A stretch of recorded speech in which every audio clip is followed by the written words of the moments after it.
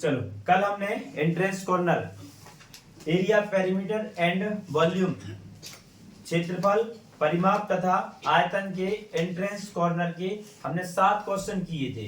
अब अगला 8वां क्वेश्चन से आज हम शुरू करते हैं। 8वां क्वेश्चन लिखा हुआ है, find the length of A B in given figure of a rectangle A B C D.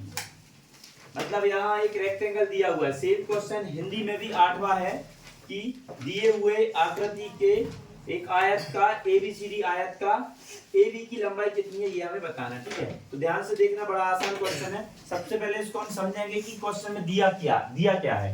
ये हिंदी का और इंग्लिश का क्वेश्चन नंबर 8वां है। ठीक है ना। अब मैंने कल भी कहा था, मैं फिर से कहूंगा कि किसी भी क्वेश्चन को करने से पहले उसको तुम्हें देखना है, समझना है कि क्वेश्चन में पूछा क्या गया है। कई बार क्या होता है कि हमें पूरा सॉल्यूशन करने की जरूरत पड़ेगी ही नहीं, बल्कि जो क्वेश्चन दिया है उसको हम चाहें तो ओरली, मतलब ऐसे फिंगर्स पे काउंट करके हम सॉल्व कर सकते हैं। बड़े आसान से क्वेश्चन होते हैं कई बार, और हमारा टारगेट होता है कि हमें बस सही आंसर निकालना है। वहां आपने कैसी मेथड यूज की है या फिर ट्रिक यूज की है, पूरा सॉल्व किया है नहीं किया, इससे हमें कोई लेने देना नहीं है, क्योंकि हमारे हर एक क्वेश्चन के 4 ऑप्शन रहेंगे, ए बी सी डी। उन 4 में से कोई एक ही हमारा सही आंसर होगा। अब हमें उस सही आंसर को निकालना है। अब आप उसको कैसे निकाल रहे हो, पूरा क्वेश्चन सॉल्व करके निकाल रहे हो या आप कोई ट्रिक यूज करके निकाल रहे हो, ये कोई मैटर नहीं है, बस आंसर आना चाहिए। ठीक है ना। तो क्वेश्चन दिया हुआ है कि एक रेक्टेंगल है, ये रेक्टेंगल बना दिया हमने यहाँ पर ए बी सी डी। ठीक है ना, ये एक रेक्टेंगल बना दिया हमने ए बी सी डी, इसका नाम दे दिया हमने ए बी सी और डी, मतलब ये एक आयत बन गया। और यहां से एक हमने डायगोनल, जिसको हिंदी में विकर्ण कहा जाता है, ये हमने विकर्ण खींच दिया। इस विकर्ण की लंबाई है 10 सेंटीमीटर, इस विकर्ण की लंबाई 10 सेंटीमीटर है। और ये जो साइड दी है एडी, इसकी लंबाई दे दी इन्होंने 6 सेंटीमीटर। अब क्वेश्चन में ये कहा गया है कि इस दिए हुए शेप में जो ए बी दिख रहा है आपको, उस ए बी की हमें लेंथ बतानी है। तो ए बी की लेंथ को निकालना है। सबसे पहले कुछ तरीके होते हैं, अब ध्यान से सुनना कैसे निकालेंगे हम। ठीक है ना। देखो, अब अगर हम थोड़ी सी देर के लिए, बेटा ध्यान से सुनना, थोड़ी सी देर के लिए अगर हम ये भूल जाए कि यहां से ये वाली साइड है, इसको हम भूल गए। अब क्या बचा, ये एक एडीसी, क्या बचा, एक ट्रायंगल, एक त्रिकोण बचा। ठीक, अब चूंकि ये हमें पता था कि ये एक रेक्टेंगल था, ये आयत था, तो मतलब यहां पर कितने डिग्री का एंगल बन रहा होगा, 90 डिग्री का। ये निशान जो होता है ये 90 डिग्री का एंगल बताता है, मतलब ये एक राइट एंगल ट्रायंगल है। ठीक है ना, मतलब कि एक समकोण त्रिभुज है। ठीक है ना।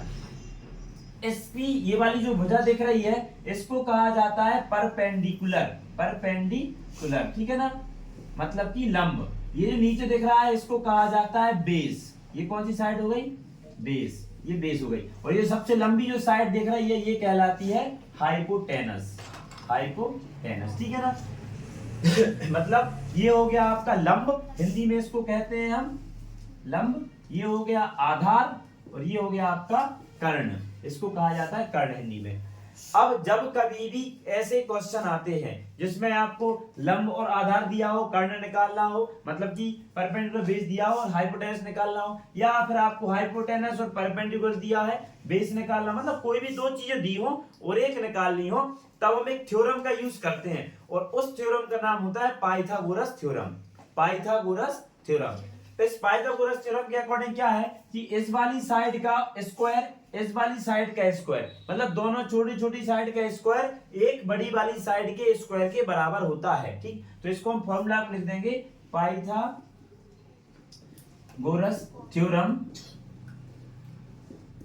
क्या होता है, इज इक्वल टू, बस हमने ऐसे लिख दिया डायरेक्ट कि ये होता है ए, मतलब कि इसको हम लिख दे रहे हैं ऐसे, हाइपोटेनस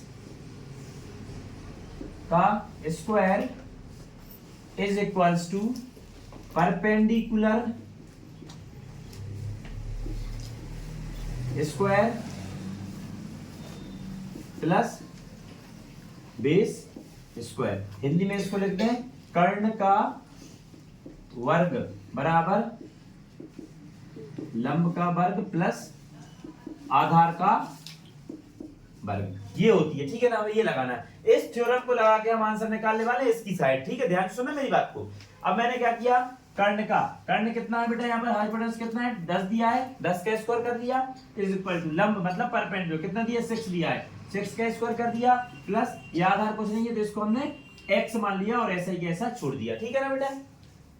10 का स्क्वायर होता है 100, 6 का स्क्वायर होता है बेटा 36 प्लस एक्स स्क्वायर, इसको हम इस तरफ ले जाएंगे बेटा तो 100 माइनस 36 हो जाएगा, यहाँ एक्स स्क्वायर अकेला बचेगा, जब 100 में से 36 को माइनस करेंगे तो 64 आता है, क्या आता है 64 इज इक्वल टू एक्स का स्क्वायर। हम पहले भी पढ़ चुके हैं, यहाँ से स्क्वायर हटाएंगे तो यहाँ क्या लग जाती है रूट, हम लगा दें, यहाँ पर लग गई है हमारी रूट और यहाँ पर हमने x कर दिया।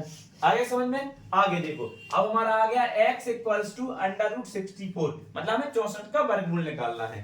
छोटा सा नंबर है, याद होता है हमें, मौके याद है कि भैया ये 8 का स्क्वायर होता है, ठीक। तो x बराबर क्या आ गया बेटा 8, x हमने किसको माना था, इसको ही माना था आधार को, तो ये आ गया हमारा 8। वापस से हम जो कहते हैं रेक्टेंगल बना दें, जैसा था वैसे ही हमने बना दिया, बन गया, बन गया। अब अगर भैया ये पूरा का पूरा रेक्टेंगल है और अगर ये 8 है तो ये भी कितनी होगी, क्योंकि आमने सामने की भुजाएं क्या होती हैं, सेम। तो हमारा आंसर क्या आ गया, AB इज इक्वल्स टू 8। समझ आया, ये हमारा आंसर है। समझ आया कि नहीं आया, बताइए जरा। कोई दिक्कत? ठीक। हिंदी का इंग्लिश का दोनों का सेम क्वेश्चन था, समझ आ गया। चलिए अगला क्वेश्चन दिया है 9th question. The dimension of a ball are 20 metre by 12 metre. How many square shaped tiles with 4 metre side will be required to cover the floor. ठीक है, सेम क्वेश्चन हिंदी में भी दिया है कि एक हॉल की विमाएं 20 मीटर बाय 12 मीटर है, मतलब लंबाई 20 मीटर, चौड़ाई 12 मीटर है, ठीक है ना। और साथ में लिखा है कि 4 मीटर भुजा वाली वर्गाकार टाइलों की संख्या है जिनसे फर्श पाटा जा सके, पाटा जा सके मतलब ढका जा सके, ठीक है ना। क्वेश्चन फिर से वही बात आती है, क्वेश्चन को ध्यान से सुन लो, समझ लो, आपका आंसर निकाल के दिखा देंगे, ठीक है ना। अब इसमें हिंदी का भी 9वां क्वेश्चन है, ये इंग्लिश का भी 9th क्वेश्चन है, ठीक है, ध्यान से देखिए। The dimension of ball are, मतलब एक हॉल है ये, उसकी डायमेंशन मतलब हॉल, ये हमने बना दिया बेटा, हॉल बन गया हॉल। इनने कहा इसकी डायमेंशन जो दी है, लंबाई और चौड़ाई, डायमेंशन मतलब लंबाई और चौड़ाई हो जाती है, कितनी कितनी दी है। मान लीजिए इसकी लंबाई उन्होंने दे दी है 20 मीटर और चौड़ाई दे दी है 12 मीटर। अब इस पे हमें क्या लगाना, एक स्क्वायर शेप का टाइल्स लगाना। स्क्वायर शेप मतलब ऐसे टाइल्स लगाना है जिनकी लंबाई और चौड़ाई दोनों सेम है। और उन्होंने ये भी कहा है कि जो स्क्वायर शेप के टाइल्स लगा रहे हैं उसकी जो एक साइड है वो 4 मीटर की, मतलब ये मान लो स्क्वायर शेप का टाइल है और इसकी जो लंबाई चौड़ाई है वो 4-4 मीटर है, मतलब स्क्वायर है तो लंबाई भी वही होगी, चौड़ाई वही होगी, मतलब उसमें लंबाई चौड़ाई अलग नहीं है, वो तो साइड है, 4 किनारे चारों तरफ की मान लो, जिसकी लंबाई 4 मीटर है। तो उन्होंने कहा है कितने टाइल्स लगेंगे, इसको पूरे को कवर करने के लिए कितने टाइल्स लगेंगे। बहुत आसान सा है, इसका एरिया निकाल लेंगे हम, पहले पूरे हॉल का एरिया निकालेंगे और फिर हम इसका टाइल्स का एरिया निकालेंगे, डिवाइड कर देंगे, ठीक है। तो एरिया ऑफ हॉल मतलब कि हॉल का क्षेत्रफल, लंबाई गुणा चौड़ाई करते हैं, फॉर्मूला लिखने की आवश्यकता नहीं है, डायरेक्ट कर दें, 20 गुणा 12, 12 0 0, 12 2 24, 240 मीटर स्क्वायर, ये आ गया। अब square of tiles, sorry area of tile, area of tile मतलब टाइल्स का क्षेत्रफल, तो कितना हो जाएगा, 4 से दिया था, 4 × 4 is equal to 16 metre square, ठीक। हम अब नंबर ऑफ टाइल्स निकालना है, कितने टाइल्स लगेंगे यही निकालना है हमें, नंबर ऑफ टाइल्स, कितने टाइल्स लगने वाले हैं, तो बेटा 240 एरिया को हमने डिवाइड कर दिया 16 से, डिवाइड करेंगे क्या आएगा, डायरेक्ट डिवाइड कर सकते हैं आप, बिल्कुल, कितना आने वाला है, या फिर नहीं आती है आपको, अगर बाय द वे 16 की टेबल अगर आपको नहीं आ रही है तो आप 2 से काट दो, 8 से काट दो, 4 से काट दो, 8 से काट दें, 8 2 जार 8 3 जार 24, 0 का 0, 2 1 जार 2 एंड 2 15 जार आ गया। टोटल टाइल्स कितने लगेंगे बेटा वहां पे, 50। समझ आया? चलिए बहुत बढ़िया।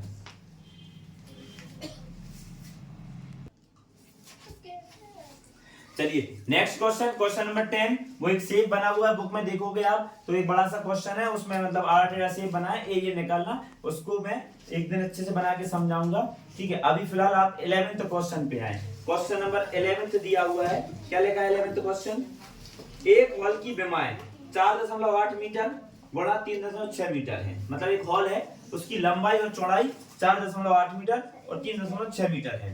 अब उसको 1.2 मीटर भुजा वाले कितने वर्गाकार टाइल उसके फर्श को पाट सकते हैं। बिल्कुल सेम क्वेश्चन जो अभी जस्ट हमने किया है 9th वाला, बिल्कुल उसी के जैसा है, एक बिल्कुल ज्यों का त्यों क्वेश्चन है, ठीक है ना। इंग्लिश में भी सेम क्वेश्चन दिया है। The dimension of wall is 4.8 metre into 3.6 metre. What is the number of tiles required to cover with size of 1.2 metre square. ठीक है ना, ध्यान से देखो, हिंदी का भी कौन सा 11th और इंग्लिश का भी 11th क्वेश्चन ये है। देखो बताते हैं, ध्यान से सुनना।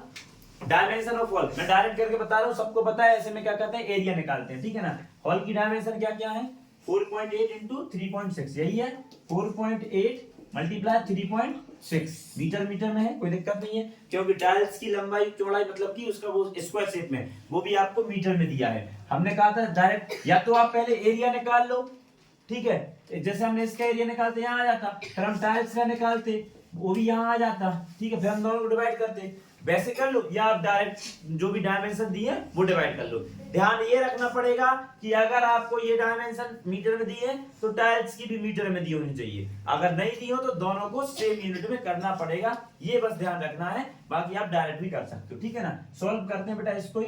अगर हम देखें तो देखो पॉइंट सेम है, कट जाएगा, यहाँ भी सेम है, कट जाएगा, कोई दिक्कत नहीं। 12 बन जाए 12, 12 3 जार 36, 12 बन जाए 12, 12 4 जार 48, 4 3 जार 12, number of tiles equal to 12। मतलब कि वहां उसको कंप्लीट करने में, कवर करने में 12 टाइल्स की जरूरत पड़ेगी। समझ आया, बड़ा ही आसान क्वेश्चन था।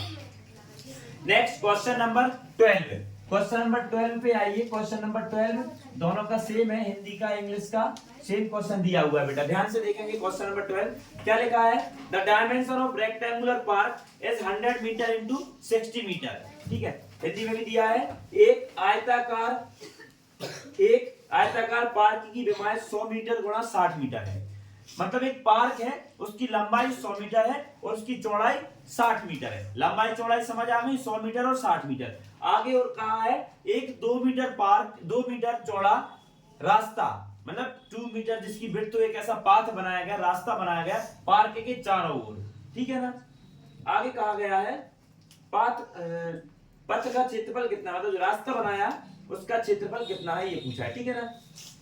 A 2 meter width path made around the rectangular park. The area of path is, मतलब 100 मीटर और 60 मीटर लंबाई चौड़ाई का एक रेक्टेंगल शेप में पार्क था, उसके चारों ओर 2-2 मीटर का रास्ता बना दिया गया। अब वो कह रहा है उस रास्ते का एरिया क्या होगा, उस रास्ते का क्षेत्रफल क्या होगा, ये हम बताना। ठीक, क्वेश्चन को समझो फिर से। ये एक पार्क था बेटा, जिसकी उन्होंने लंबाई कितनी दे दी थी, 100 मीटर, ठीक है ना, और चौड़ाई कितनी दे दी थी, 60 मीटर। यही कहा था, लंबाई कितनी दे दी थी, 100 मीटर। फिर से बना रहा हूं मैं, एक पार्क, एक ये बना दिया हमने, एक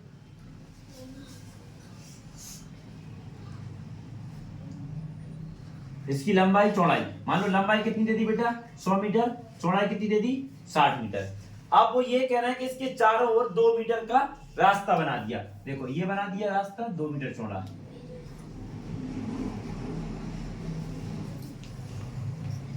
थोड़ा आड़ा टेढ़ा बने तो समझ जाना, वो सीधा बने है लेकिन है। चलो ये बन गया रास्ता, कितना चौड़ा है ये, यहां से लेके यहां तक की कितनी है, 2 मीटर, तो यहां से लेके यहां तक की कितनी होगी, 2 मीटर। ठीक, तो इस 2 मीटर चौड़े रास्ता जो बना ना, इसी का मुझे अपने लिए क्षेत्रफल बताना है, ठीक है ना। सबसे पहले हम निकाल लेंगे एरिया ऑफ पार्क, ठीक है ना, मतलब पार्क का क्षेत्रफल निकाल लेंगे हम पहले। पार्क का क्षेत्रफल कैसे निकालेंगे बेटा, लंबाई गुणा चौड़ाई करते हैं, लेंथ इनटू ब्रीथ, क्योंकि वो एक रेक्टेंगल शेप में है, तो 100 इंटू 60 कितना आ जाएगा बेटा, बताइए जरा, 6000 मीटर स्क्वायर। आ गया, क्लियर यहां तक, ठीक।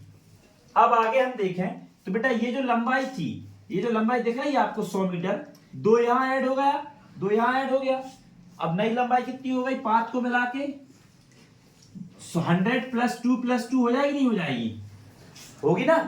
पाथ को अभी ये जो क्षेत्रफल निकला है ये बेटा बिना रास्ता के, कितना, देखो क्षेत्रफल निकल के आगे 6000 मीटर स्क्वायर, लेकिन बिना रास्ते का, बिना रास्ते का क्षेत्रफल है ये, ठीक है ना। अब क्षेत्रफल निकालते हैं लेकिन रास्ते के साथ, ठीक है ना। Area of park with path, मतलब रास्ते के साथ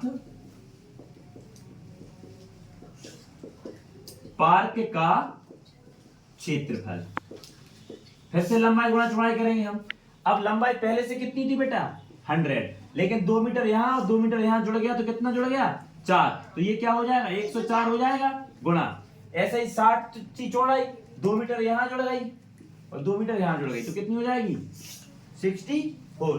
104 प्लस 64 मल्टीप्लाई करेंगे हम, कैसे पहले 4 से करेंगे, 4 4 जा 16 का 6 कैरी 1, 4 0 0 का 1, 4 1 जा 4 0, 6 4 जा 24 का 4 कैरी 2, 6 0 0 का 2, 6 1 जा 6, क्या आ जाएगा 6, 4 और 1 5, 4 और 2 6 और 6। अब बस 6 6 5 6 आ गया। अब ध्यान क्या देना है कि दो कंडीशन हो गई, एक तो आपकी ये वाली कंडीशन हो गई बेटा, दूसरी आपकी ये हो गई, ठीक है ना। मतलब एक बार एरिया निकला बिना पाथ का, एक बार एरिया निकला पाथ को मिला के।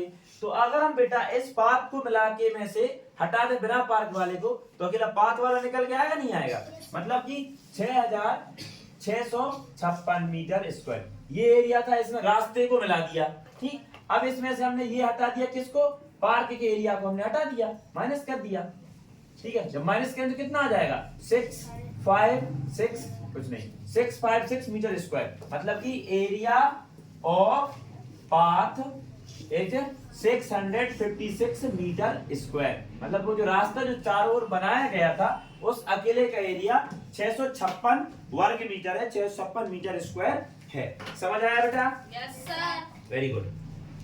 चलिए next question number 13, Hindi English दोनों में ये भी सेम है बेटा। लिखा हुआ है the side of square park is 100 metre. एक वर्ग के शेप में एक पार्क है, एक वर्ग के आकार में एक पार्क है और उसकी साइड जो दी है वो 100 मीटर की दी हुई है, ठीक है। उन्होंने कहा है उस पार्क का पेरीमीटर बताओ, उस पार्क का परिमाप हमें बताना है। हिंदी और इंग्लिश का क्वेश्चन नंबर 13, ठीक है। वर्गाकार पार्क का क्षेत्रफल, क्षेत्रफल वर्गाकार पार्क का क्या दिया है इन्होंने, भुजा दी है, साइड दी है, साइड वर्गाकार पार्क की भुजा इज इक्वल टू 100 मीटर ही दी है बेटा। Side of square shape park is equal to 100 metre. आपके पास साइड आ गई है ना, पेरीमीटर बताना है। सीधा सा फॉर्मूला था कि वर्ग का परिमाप या पेरीमीटर ऑफ स्क्वायर क्या होता है 4 इंटू साइड, यही होता है 4 गुणा भुजा, 4 इंटू साइड कितनी 100 इज इक्वल्स टू 400 मीटर। आया समझ में? पेरीमीटर पूछा था, आया समझ में? नहीं आया कोई दिक्कत? बड़ा सिंपल था, डायरेक्ट हम देख के भी कर सकते थे। सर 100 मीटर साइड है और पेरीमीटर निकालना है तो 100 का गुणा कर देंगे। वही मान लो वो अगर इसका एरिया पूछा होता, मान लो क्या पूछा होता एरिया, तब हम क्या करते 100 इंटू 100 करते, ठीक है ना। क्या आ जाता हमारा 10,000 स्क्वायर मीटर आ जाता। कोई दिक्कत? ठीक है। नेक्स्ट क्वेश्चन नंबर 14 क्या दिया है, if each side of square will be doubled, if each side of square will be doubled then its perimeter will be, अगर किसी भी स्क्वायर की हर एक साइड को दोगुना कर दिया जाए तो उसका परिमाप कितना हो जाएगा। हर एक साइड को कितना किया जा रहा है बेटा, दोगुना, तो उसका परिमाप कितना हो जाएगा ये पूछा है। बताइए आप अपने हिसाब से बताइए कितना हो जाएगा। अभी जो दिया था मान लो जैसे हर एक साइड उसकी 100 मीटर की थी, सबको डबल कर दिया, 200 कर दिया, कितना हो जाएगा पेरीमीटर, पेरीमीटर भी 2 गुना बढ़ जाएगा, पेरीमीटर भी 2 गुना बढ़ जाएगा। मैं सॉल्व करके बता दे रहा हूं, ध्यान से देखना।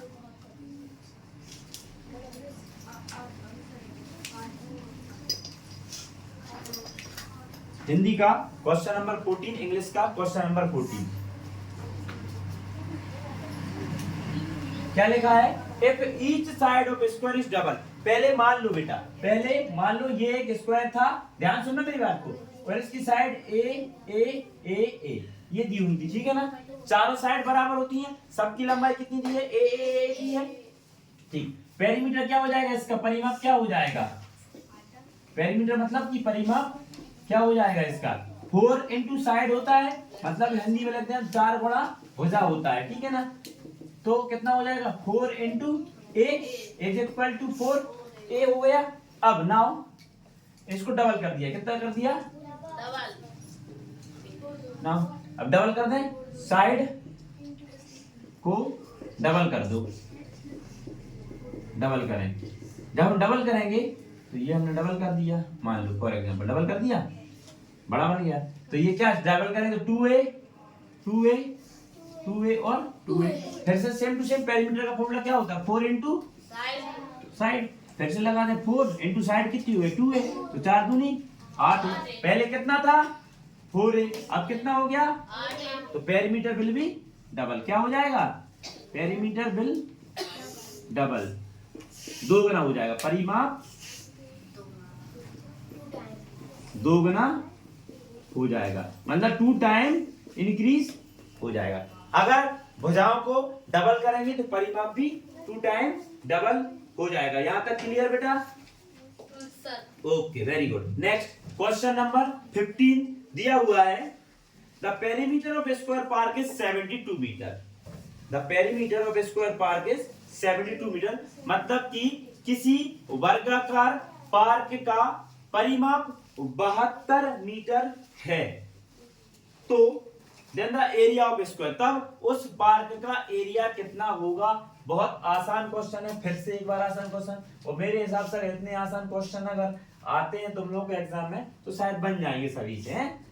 ऐसा नहीं है आसान आए चाहे कैसे आए, बाकी इतने जितने भी क्वेश्चन आएंगे बेटा वो सारे के सारे क्वेश्चन आप पढ़ चुके होंगे, आपकी प्रैक्टिस भी हो चुकी होगी, बस थोड़ा सा आपको खुद से भी प्रैक्टिस करनी होगी, सेल्फ स्टडी करनी होगी आपको, ठीक है। यहाँ आप खुद जानते हैं कि हम कितना ही पढ़ा लें, जब तक आप अपने मन से नहीं सोचेंगे बेटा तब तक कुछ नहीं हो पाएगा, ठीक। तो जो भी चीजें यहाँ आपको बताई जा रही हैं उन सारी चीजों को आप फिर, ऐसा नहीं है कि सर ने क्वेश्चन नंबर 14 करा दिया, हमें समझ आ गया अब हमें करके नहीं देखना, ये गलत है, मैंने तो कराया है, अब इसको आपको खुद करके भी देखना है, क्योंकि वो क्वेश्चन आपसे बन रहा है या नहीं बन रहा है ये तभी समझ में आएगा जब आप खुद करके देखेंगे, ठीक। तो कोई भी क्वेश्चन हम यहाँ करा रहे हैं उसको आपको घर जाके फिर से करना ही करना है हर स्थिति में, ठीक, तभी वो आपको समझ में आएगा। हिंदी का भी 15 क्वेश्चन, इंग्लिश का भी 15 क्वेश्चन, आसान सा है।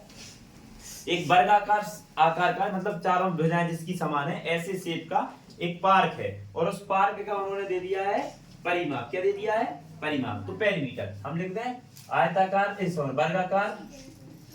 वर्गाकार पार्क का परिमाप बराबर 72 मीटर, ठीक है ना। पेरीमीटर ऑफ पार्क, ठीक है, 72 मीटर। अब यहां पर आपको फॉर्मूला लगाना है, पेरीमीटर या पेरीमीटर ऑफ स्क्वायर का फॉर्मूला यहां पर लगेगा, मतलब कि वर्ग का परिमाप का फॉर्मूला यहां पर लगेगा, इज इक्वल टू होता है 4 इंटू साइड। अब बेटा परिमाप कितना दिया है 72, 4 गुणा साइड कर दिया, साइड इस तरफ जाएगी, साइड का जो सॉरी साइड जाएगी, साइड यहीं रहेगी, 72/4 हो जाएगा, साइड को यहीं जोड़ेंगे, 4 बन जा 4, ठीक, 4 बन जा 4, कितना बचा यहाँ पर 3, 4 8 जा 18 इज इक्वल्स टू साइड। अब हमें क्या निकालना था, एरिया ऑफ स्क्वायर, इसका एरिया निकालना था, मतलब कि वर्ग का क्षेत्रफल निकालना हमें, ठीक है ना।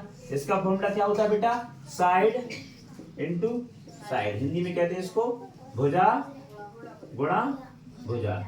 भुजा मतलब जैसे ये एक रेक्टेंगल है, तो ये जो लंबाई है ये एक भुजा हो गई, ये एक भुजा हो गई, ये एक भुजा, ये कहलाता है भुजा, ठीक है ना।